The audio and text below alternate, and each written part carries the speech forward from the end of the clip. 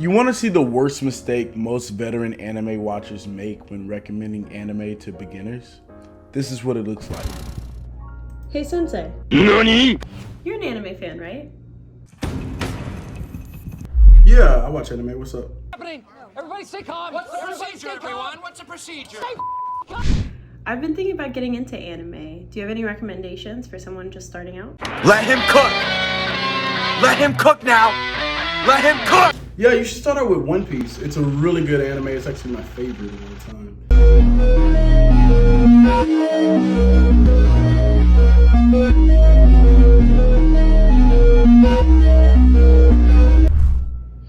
And then after that, try Naruto.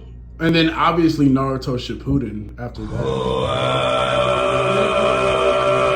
If you're new into anime or is recommending anime to people who are just getting into it, don't recommend animes like these. They're hundreds of episodes long. It would take months to catch up to. The main character can be childish, the side characters can be childish, the show can be gag heavy, and the writing can just drag a bit at times.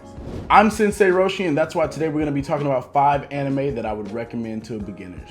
Now, when recommending animes to beginners, it's better to start out with something that's well written and short and just easy to get into.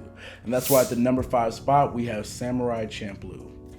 If you haven't seen or heard of Samurai Champloo, here's a quick spoiler-free rundown.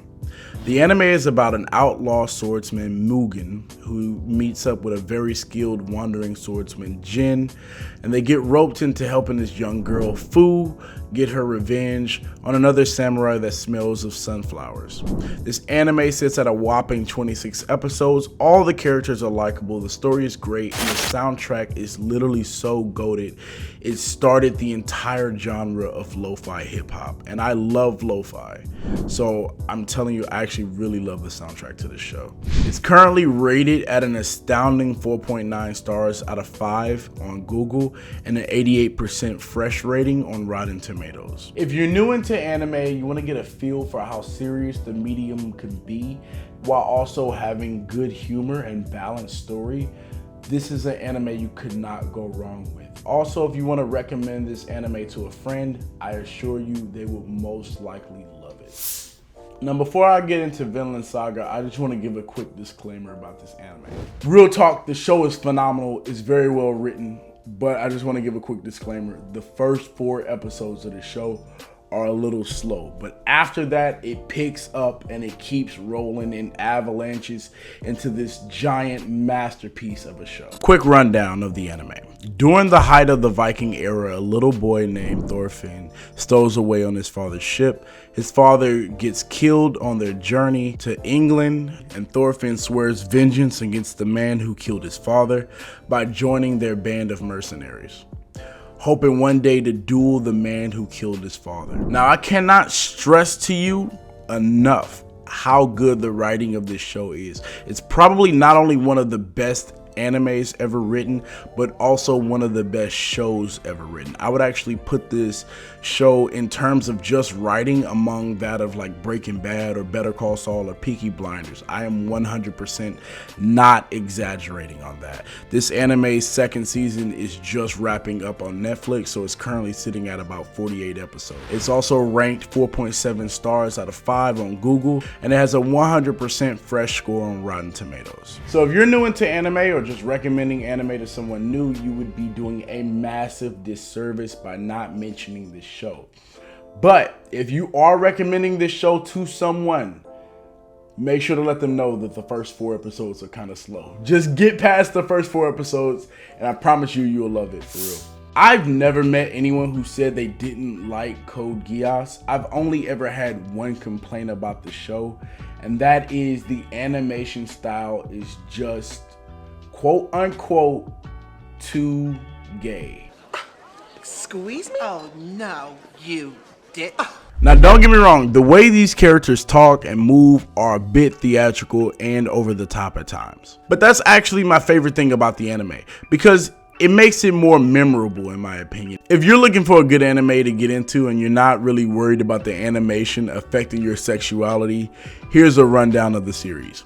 An exiled prince of an empire that's conquered a third of the world gets bestowed with the power of Geass and gains the ability to command others to do what he tells them to do. He uses this ability to start a revolution and combat his family's empire. Now this anime is 50 episodes and it sits at 4.9 out of 5 stars on Google and a 98% fresh rating on Rotten Tomatoes. But fuck all of that, because this anime has hands down one of the best endings to any anime series I've ever seen, and I'm not making that up. I'm telling you, they wrap up this show, the way they do it is poetic, it's perfect, it's heartfelt, and it hits. Number 2, Attack on Titan. Now I hear a lot of veteran anime watchers in the community say that they would not recommend Attack on Titan to new viewers simply because it's very plot heavy and requires paying a lot of attention to the story. Look, I won't pretend that this show isn't plot heavy, but it's not fucking trigonometry. It's an anime. Like, quick rundown. Humanity is living behind these 50-meter tall walls. Outside the walls are the Titans, these giant humanoid-like monsters. One day a giant kicks a hole in the wall, letting in the Titans, and for humanity to survive, the main character, Eren Yeager, and his friends join the Survey Corps to fight the Titans, thus the name Attack on Titans.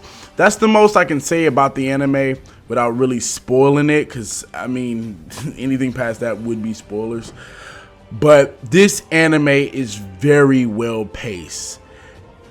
Like, you're sucked in after the first episode. Out of all the anime I named on the list, this one consistently also had the best anime openings. Like the theme song, if you're new to anime, that's the theme song. It consistently has the best like anime openings, anime theme songs, really good OST.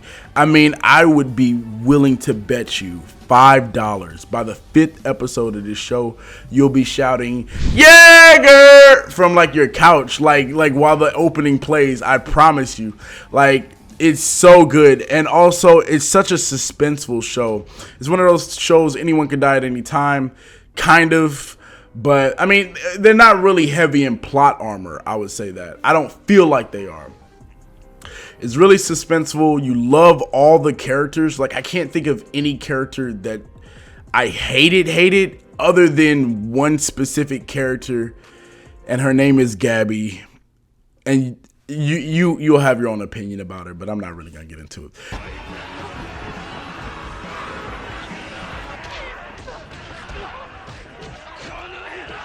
The writing is actually really good. I'm not gonna give any spoilers on the show. Again, this is a spoiler-free anime recommendation video, but there is a speech in the 3rd season of this show, and it's not one of the best speeches in fiction.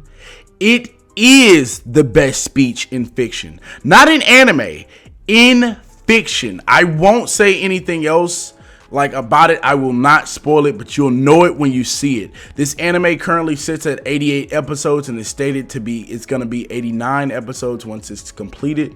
It's currently sitting at 4.9 stars out of 5 on Google, and it has a 95% fresh rating on Rotten Tomatoes.